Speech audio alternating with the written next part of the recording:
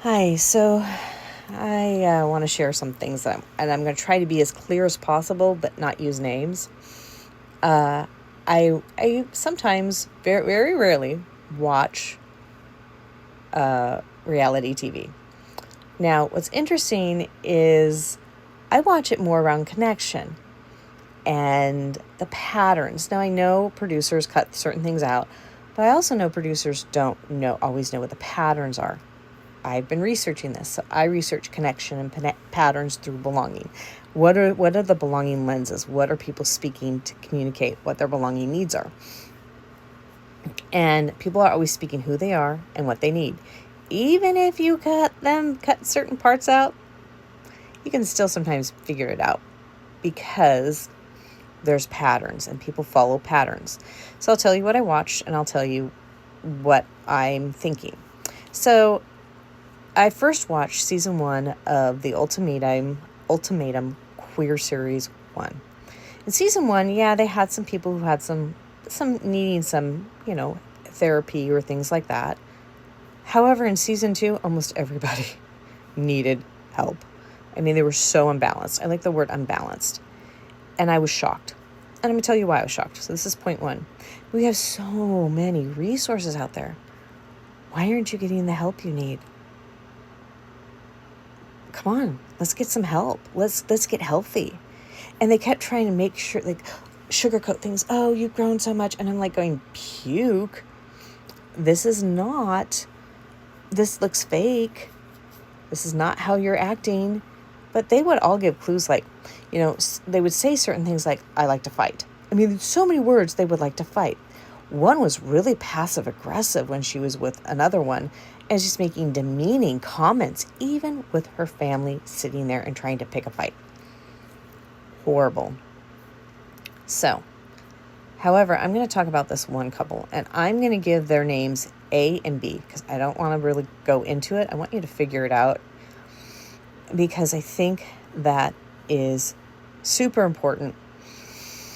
And because I want people to discover this for themselves. And also, I really don't want anyone to get upset with what I say. That could cause problems down the road for anybody. So, because last night I was listening to someone talk about this, and I was like, are you kidding me? How can you think these two are healthy? I saw what was going on. So again, people are speaking who they are and what they're about, and there's patterns, and you've got to watch the patterns. So this couple had been together for a while, and one gave the other one an ultimatum, and the other one said, I'm not ready. And so they broke it off for that 3 weeks. So partner A fell in love with someone else. Partner B did not. But partner B, I'm not trying to flip you off here.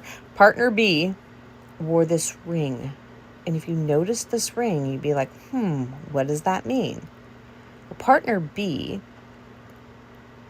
so the one and remember, I'm only going to talk about this couple. Partner B used a lot of tears, a lot of manipulation, a lot of, oh, I can't believe this is happening. Da, da, da. I mean, crying constantly whenever they talked about something.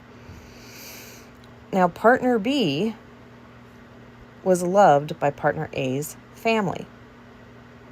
However, so this made it harder for partner A. Partner A was in love with someone else for a while, and there was a part of her that was just really prepared to leave the relationship with partner B.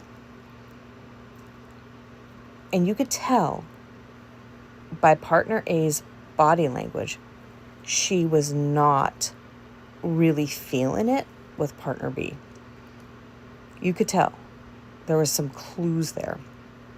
But she still accepted the proposal. What we figured out by watching the two of them, because we're like, this just seems odd. This relationship seems odd. We've never seen a relationship like this. This doesn't make any sense. We were watching partner B's body language the whole time. And when they would manipulate someone, even when they were with someone else, they would get this smirk on their face after they were done crying. when they convince someone how wrong they were and got the other people to cry, they get this smirk on their face. And you could see it. It was, whoa, what's going on with this person? Now, I've met people like them, and they're scary. I literally recently met someone who was very similar to them, and I'm like, what are you into? And they told me what they were into, and I'm like, I'm running. I don't mess with that stuff. Not because I'm afraid, but I just don't want to mess with that stuff because I just don't want to. I know what can happen, and I just don't have the time for it. I just don't. That's what battles I just don't want to be in. I just don't have the time for it. So partner B had some issues. I mean, like I said, I was watching their body language. I was watching how they smirked and how whenever they would hurt someone else or whenever they would pick a fight, and then they would cry or they'd turn the tables that it was really the other person, and then they'd smirk and they'd do all these things. Well, when they proposed, they had this look on their face like, haha, I won. What we figured is they didn't really love partner A.